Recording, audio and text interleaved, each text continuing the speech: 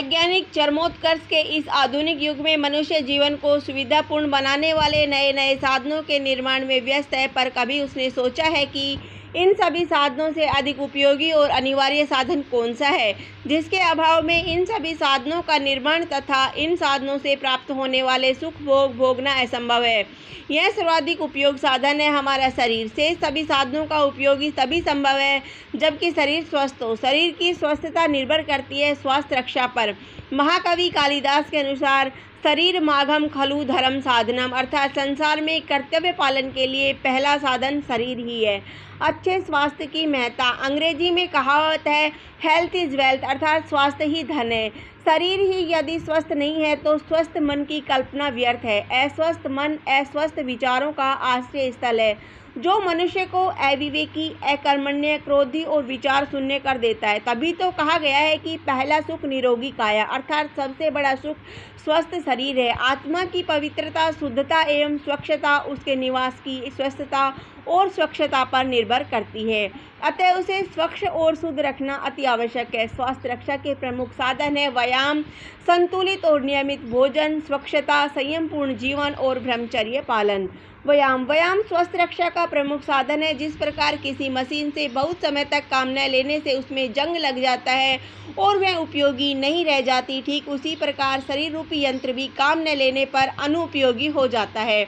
इस यंत्र को आजीवन उपयोगी रखने का मुख्य साधन है व्यायाम, जिसके द्वारा शरीर में रक्त संचार होता है, मांसपेशियों में बल आता है और इंद्रियां शक्ति संपन्न होती है।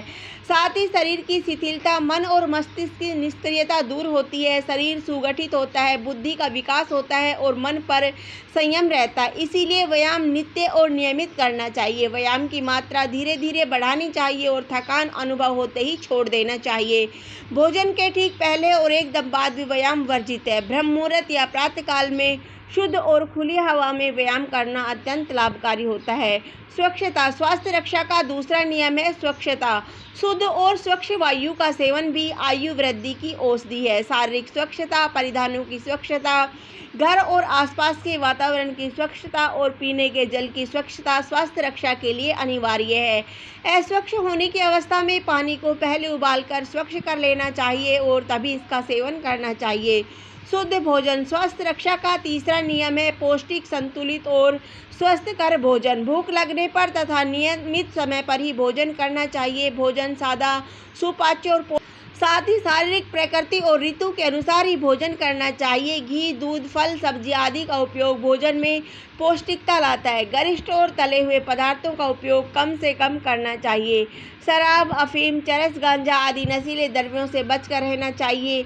निद्रा। स्वास्थ्य रक्षा का चौथा नियम है निद्रा। गहरी और शांत निद्रा से शरीर की थकावट दूर होती है, मस्तिष्क स्वस्थ रहता है और चेतना जागृत होती है। निद्रा तो स्वास्थ्य की सहचरी। अतः सदाचारी और संतोषी व्यक्ति को स्वयं ही समय पर निद्रा आ जाती है। महाकवि प्रसाद निद्रा को अत्यंत प्यारे वस्तु बताते हुए लिखते हैं कि घोर दुख के समय भी मनुष्य को यही सुख देती है। ऐसे में कहा जा सकता है कि यदि शरीर को स्वस्थ हो तो कांटों पर भी नींद आ जाती है, वरना तो फूलों की सेज भी सुख नहीं दे पाती। अंतिम स्वास्थ्य रक्षा का पांचवा मूल मंत्र है ब्रह्मचर्य, यानी मन, वचन और कर्म से समस्त इंद्रियों का संयम, जो स्वास्थ्य रक्षा का मूल आधार है। उपसंहार। स्वस्थ शरीर में ही स्वस्थ मन का निवास होता है। ऐसे में यदि हम स्वस्थ रहेंगे तो हमारा चित्त सदा प्रफुल्लित रहेगा, तन में स्फूर्ति और मन में उत्साह और आत्मविश्वास रहेगा। इस प्रकार हम न केवल अपना जीवन सुखी बनाएंगे अपितु अपने राष्ट्र को शक्तिशाली, उन्नत और समृद्ध बनाने में भी अपना सहयोग दे सकेंगे। अतः हमें सदैव अपने स्वास्थ्य का ध्यान रखना चाहिए। धन्यवाद। जय हिंद, जय भारत।